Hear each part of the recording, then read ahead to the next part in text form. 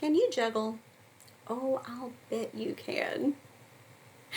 Whether you work, stay at home, homeschool, or some version of all three. Because let's face it, parenting is a job. Even if we don't get a paycheck for it, the rewards are still there, and it is certainly hard work with hours that don't end at 5 p.m. Then you know what it's like, though, to have a few balls thrown up in the air at any given time. We all play roles. Stay tuned today to learn about a new important role that you should add into your mix, the role of advocate. I've seen a lot of change, been through a lot of pain. Some things are not the same as they were a year ago. First of all, I would hope you would jump in and do me a favor and click the like button for this video, and also consider subscribing to my channel. That way you will let YouTube and its algorithm know that you would like to see more content like this.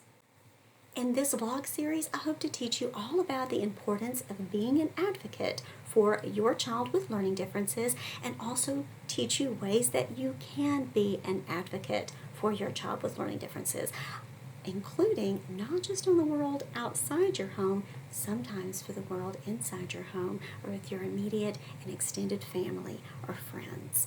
It can be really hard to learn how to stand up for our children if we don't know where to begin.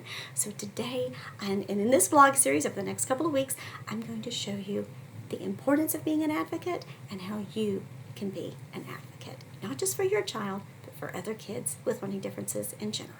Stay tuned to learn more. So back to juggling. Okay, so I'm not the best juggler, at least physically anyway. But as far as handling many things that you throw at me all at once, I try with my multitasking. And as far as managing the many roles, I'm a wife, I'm a daughter, I'm a mother, I'm a homeschool mom, I'm a digital content creator. Yes, I handle all of those different roles. And if you are a homeschool parent, you juggle many different roles as well. First and foremost, you are a parent. Our children are gifts from God. There's no other way to say it. And they are fearfully and wonderfully made in His image. And we love our children unconditionally. Long before our children are even school-aged, whether we homeschool or not, we are teachers. From the time they are born, we are teaching our children. We coo to them, and they coo back. We answer endless questions as they grow and explore, soaking in knowledge from their world around them. Along with independent living and social skills, we teach our kiddos basic academics like spelling and reading and math when we have conversations with them, when we play games, when we sing nursery rhymes, or when we read bedtime stories to them. We are role models. We demonstrate our values and our beliefs, embodying the example for them to follow. Or at least we try to, most days. I try to most days. Some days I fall short, but you know what? I get back up and I try again the next day. Either way, with our behavior, we set those expectations, and we also give limits. We set boundaries. We are creative geniuses. We can pull together a birthday party to rival a Pinterest pro, or create a Halloween costume from household items at a moment's notice, all just to see our kids smile. We are magicians. When we accidentally cut our 3-year-old's waffle into triangles and he falls apart, screaming, "No, Mommy! Waffles are supposed to be round!" We think on our feet and we say, "Oh, it's a puzzle. Quick, can you put it back together?" And there you go. We are magicians. Tears stopped, fun begins. We are coaches. We inspire. We motivate. We give gentle feedback. We convict rather than condemn. We allow our children to make their own mistakes so they can learn from them.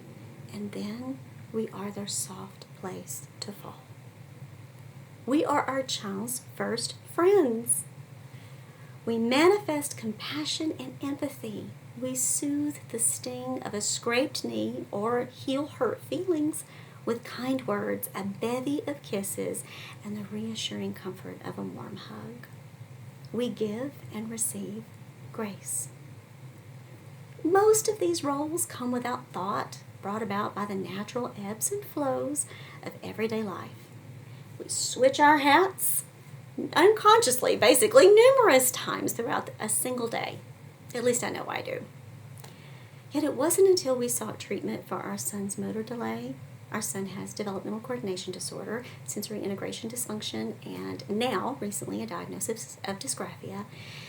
It wasn't until we reached out and found an OT and a PT crew and sought treatment, intervention to help him with his developmental delay and live his best life that I also became aware that I had acquired a new hat, a new role, the role of advocate.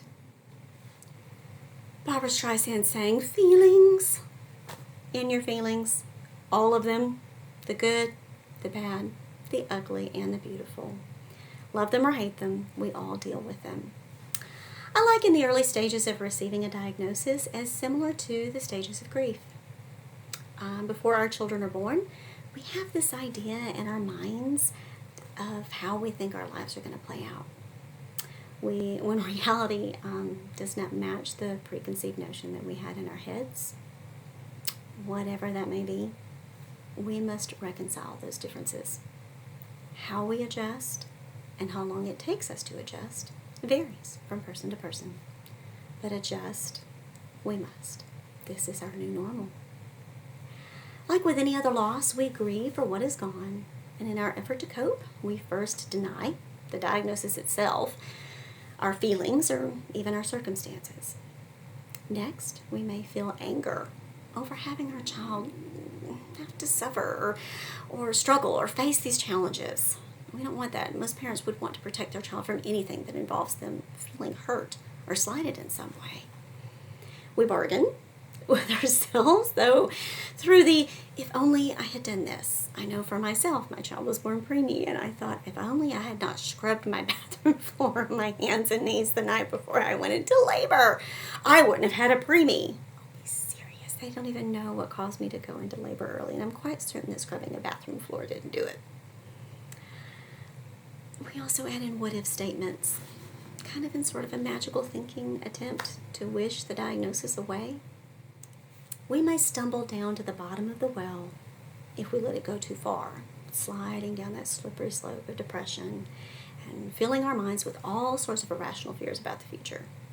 The what-ifs, that, oh, what if this happens and what if that happens? And we kind of should ourselves all over the place. Well, I should have done this and I should have done that. We may even stay there a while. And that's okay to feel what we feel, to work through it. We just can't linger there forever. Eventually, someone comes along and throws us a rope, or we realize we can't lay in the dirt any longer, and we claw our way back up to the surface. Gradually, bit by bit, we process our feelings, we face our fears, and we move into acceptance. We draw closer to the knowledge of acknowledging our new reality. This is the way things are now. And we hopefully grow to see the beauty in it, the beauty of the differences, because there's beauty in them, absolutely. Out of the darkness and into the light, we long to feel the sun on our faces again. We see the world differently now, a new world filled with new possibilities. Possibilities we could not see before, either because we were unwilling or unable to do so.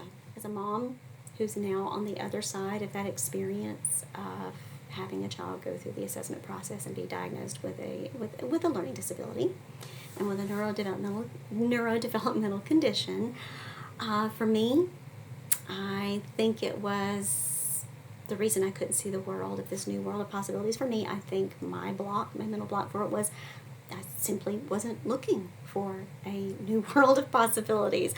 I had this preconceived notion of how things were going to go and how things were supposed to be. And when my life did not follow that path, I was kind of forced. I made a choice. I was forced to either look for these new possibilities or stay stuck in the bottom of that well.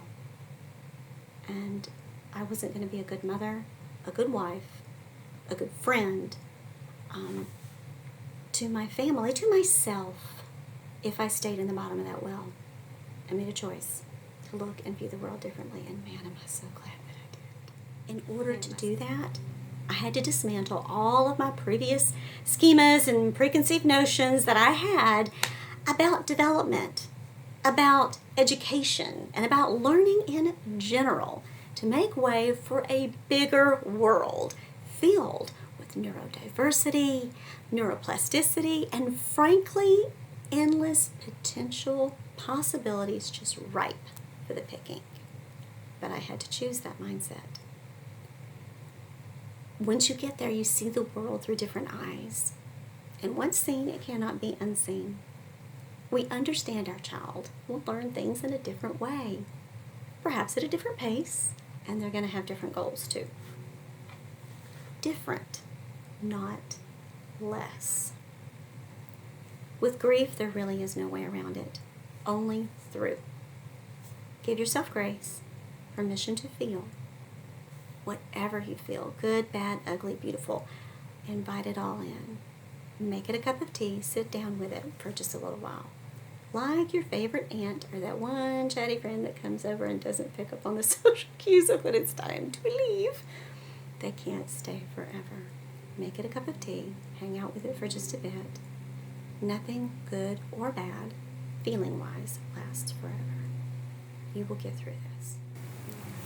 In the meantime, thank you so much for watching, and thank you so much for being a part of my homeschool village.